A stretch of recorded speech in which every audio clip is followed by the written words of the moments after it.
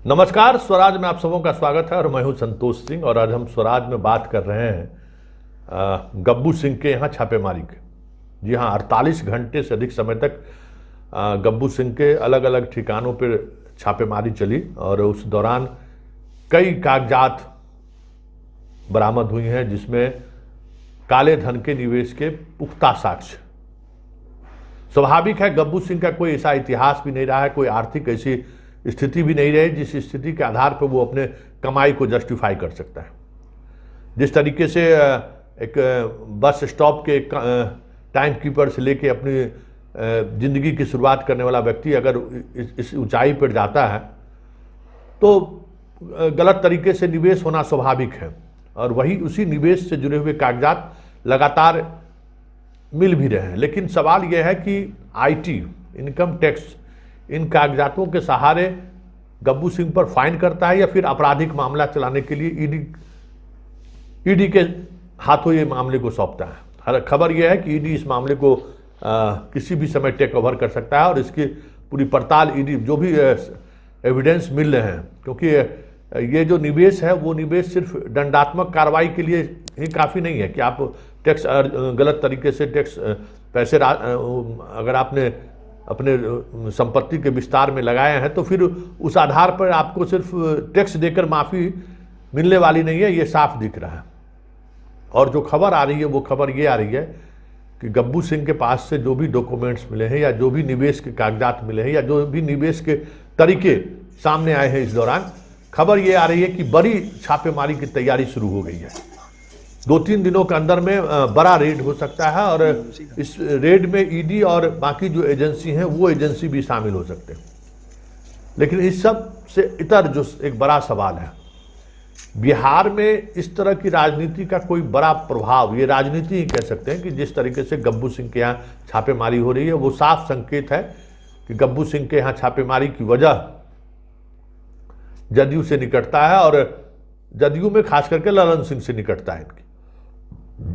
और ललन सिंह खुलकर मोदी पर हमला भी बोल रहे हैं। बीजेपी पर अगर आज की तारीख में सबसे अगर हमलावर कोई नेता बिहार में है तो ललन सिंह है। आरजेडी के साथ अगर अंगद की तरह पैर जमा के खड़े हैं तो वो ललन सिंह है। ऐसे में ललन सिंह सबके निशाने पे हैं और वजह भी है कि ललन सिंह जिस समाज से, जिस वोट बैंक से आते हैं, उसमें बहुतायत अभी भी बीजेपी के साथ ही है। ललन सिंह पर कार्रवाई करने का उतना व्यापक प्रभाव नहीं पड़ सकता है जितना व्यापक प्रभाव नीतीश कुमार पर कार्रवाई करने से पड़ सकता है। तो ये एक कैलकुलेटिव एफर्ट है, मतलब एकदम गणना करके ये हुआ है कि भाई पहले ललन सिंह पर हमला करते हैं, इसका क्या आउटकम आता है। इसमें कोई दो मत नहीं कि इस हमले के बाद, हाँ, भले आप अधिकारियों के कई अधिकारियों पर आप दबिश बना सकते हैं और आने वाले समय में नीतीश के लिए ये समस्याएं खड़ी हो सकती हैं, क्योंकि कोई भी दूध का धुला हुआ अधिकारी नहीं है। अपने तरीके से बिहार को लूटा ही है और जम के लूटा है। जितने दुलारे सरकार के जो भी आईएएस अधिकारी हैं, लूट में वो कोई पीछे नहीं है। हिस्सेदारी कहाँ जाती है इस पर भले सवाल हो, क्योंकि अगर हिस्सेदारी का अगर पहुँच अगर वहाँ तक होता तो आज छापेमारी वहां भी हो गई रहती। आरसीपी सिंह को भी जगह आज इसलिए नहीं मिल रही है उस तरीके से कि आरसीपी सिंह भी वो बताने में सक्षम नहीं हो रहे हैं कि आखिर पैसे का लेन देन अगर कहीं हुआ भी है तो वो पैसे जा कहाँ गए, कहाँ, वो सोर्स उन्हें भी पता नहीं है। इसलिए आरसीपी अभी गांव-गांव घूम रहे हैं। बीजेपी सीधे अपनी तरफ नहीं ला रही है बीजेपी को भी, क्योंकि उनके हटे हुए भी कई महीने होंगे और उससे बड़ा राजदार कौन हो सकता है सरकार का, वो भी इस स्थिति में नहीं है।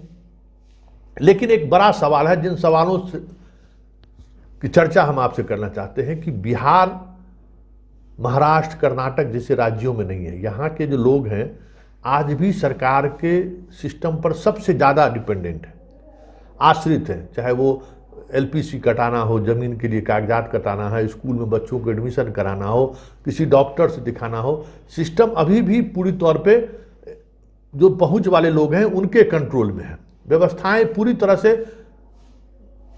हौच पौच वाली कह सकते हैं। कोई ऐसी व्यवस्था नहीं है जहां हमारे आपकी सहयोग की जरूरत आम लोगों को नहीं पड़े।